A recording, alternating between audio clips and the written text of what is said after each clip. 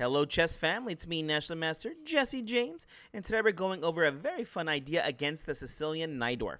That's right, one of Black's most aggressive lines. We're going to take a look at it from the White perspective. I'll show you the ideas for Black too, but basically for White, how to get a very fun attacking idea.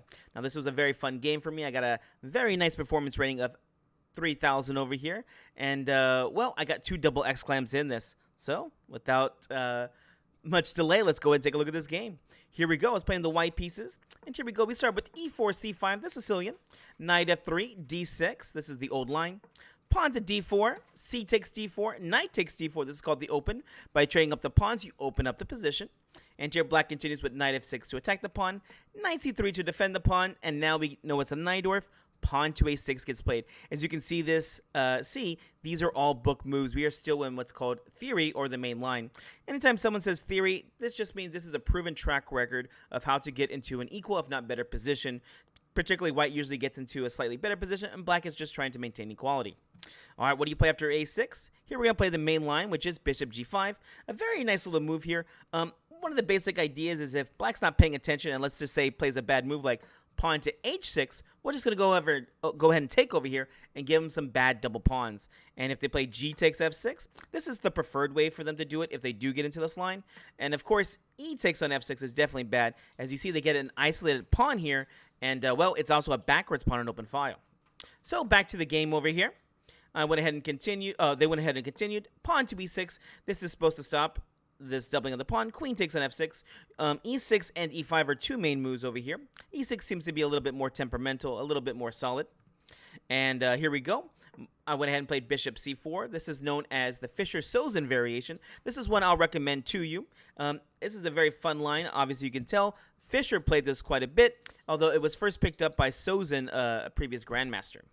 And as you can see here, the bishop is placed on a very good diagonal. I mean, looking at this position already, I don't know how you feel about this, but I very much like this. I got all my minor pieces developed, and a lot of times, as you'll see in this game, I'm actually going to castle queenside. So I'm going to try to develop my queen next, either to e2 or d2, and castle queenside because, well, I like the chaos. All right, here we go. Black continuing with pawn h6, a decent little move here. A lot of times this can actually lose you tempos, and so you can take on f6. Here I was not interested. I went ahead and just played the standard move, bishop to h4. Here, knight b to d7 got played, and the reason why this is bad, because typically this is a regular move to play, is they will usually play queen to c7 first to attack the bishop. And typically, they're going to be pushing the queenside pawns as soon as possible. In fact, Black usually tries not to castle a lot of times in this opening, which infuriates me or makes me not happy because I'm a very classic player. I think that you should castle as soon as possible. And Black in these ones are going to delay castling just so they can start a queenside attack, which is typically where I castle. So the king's in the center. I'm trying to open up the game. You can see why I don't like this so much, especially whenever I lose against it. With that being said, knight b to d7 is not losing by itself. Again, there's just a better move order here with queen to c7. And here, I went ahead and played queen e2. Like I said, I'm going to play queen d2 or e2 here so I can castle queenside. But this is now definitely a blunderful move. My opponent played bishop to e7, which again, how could this be bad? It's because of this following trap. Please add this to your repertoire or your ideas whenever you play against Najdorf. It's white to move. What do you play? All right, if you haven't already, go and give me that like and subscribe. Remember, likes will share it so other people can enjoy my videos too. All right, so what was the idea behind this bad bishop e7? Here you get to do a very nice sacrifice of bishop takes on e6 double exclam. Remember, I got 2 of these, and this is one of the first ones. What's the idea? Well, after bishop takes on e6, here, well, I mean, if they don't take back, they're just going to be down a pawn, so they go ahead and take. But here's the idea. Knight takes on e6, forks the queen and the pawn here on g7. Here we're going to be getting 3 pawns forward, but like I said, the Black king is not going to be able to castle. One of the other great things about this is, well, you can see this d5 and f5 square. These are actually very good for the knights. In fact, Tao, one of the best players to be playing in the Sicilian Najdorf, loved to sacrifice his knights, particularly on f5 and d5. You can see that this is actually not needed anymore because, well, with this pawn gone, you're going to have these great squares. Well, we obviously need to move the queen here for Black. Black went ahead and played queen over to a5.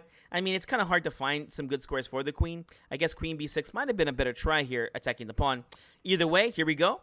Knight takes on g7, check. King to f7, best move. And now the knight jumps back to f5. And now I am loving this position. Why? Well, at this point, as you can see, the king has lost the right to castle. I'm getting ready to castle, and all my pieces are active. In fact, you can see that e7 is very weak, and d6 pawn in particular is very weak. Black went ahead and continued with rook e8. Makes sense.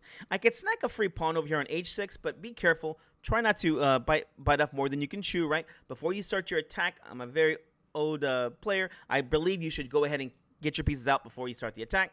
So here we go ahead and play castle's queenside. And this is very good because, like I said, it puts pressure on d6 over here. King gets the safety, and you're also developing your rook to a good square. All right, here we go. Black played knight e5, a good move here. And, well, it's a good move, but I mean, I would say it's already very difficult to play. You know, not many people like to defend, especially Sicilian players, right? They're very used to attacking. So to put them in this kind of defensive mindset is already a good idea to me. And this knight e5 is good because it's trying to get the pieces into the game. As you can see, the bishop's already threatening to take my very good, if not my best piece, the knight over here. And so, well, I'm not going to allow that. I'm just going to go ahead and win some more material. Here we're just going to go ahead and snack attack. Knight takes on d6. Bishop takes, rook takes. Here you can see that I have a new threat on the board. Rook takes on f6. Also, one of the good things is I'm ready to bring my other rook into the game. And don't forget about these pawns over here, guys. You know, f4, g4. You know, just bringing these pawns in is already very good for us. Even if we did go to endgame. Remember, we have 1, 2 passed pawns over here. If you win this h6 pawn, you're going to have 4 passed pawns over here. So if you go to endgame and you mess up your attack, that's okay here too. So rook takes over here on d6 is threatening the knight here on f6. Here, Black went ahead and played bishop e6, and it makes sense. Here he develops his bishop, looking like he's going to try to control over here on c4. Knight c4 is a good threat. Maybe even taking the pawn on a2 is a good threat. But remember, always make threats with your moves. Here I continued with my idea, pawn to f4. All right, f4 got played to attack the knight. And here, well, I mean, if he doesn't move the knight, he'll just be losing. He went ahead and played knight to c4. And now it's time for my double exclam yet again. White to play. What do you play here to get more material? All right, hopefully you push pause and try to figure it out. Here you get the very nice move of rook takes on e6. Dear Lord, I feel sorry for him. Yeah, after this, we just removed the defender of the knight, and now the game's pretty much over. Here he played rook takes on e6, queen takes on c4, and now we have 2 major threats here at pawn f5 to pin it and win it. And I also have pawn e5 over here, again, just making the attack, maybe even knight to d5.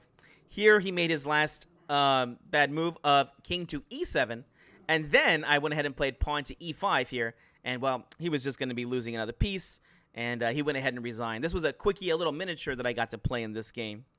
Well, guys, hope you enjoyed this. Remember, there was a big idea I want to mention in this one. For the trap, go ahead and look for this idea of go ahead and playing after they play this bishop to e7, bishop takes on e6, so you can sacrifice a piece for 3 pawns.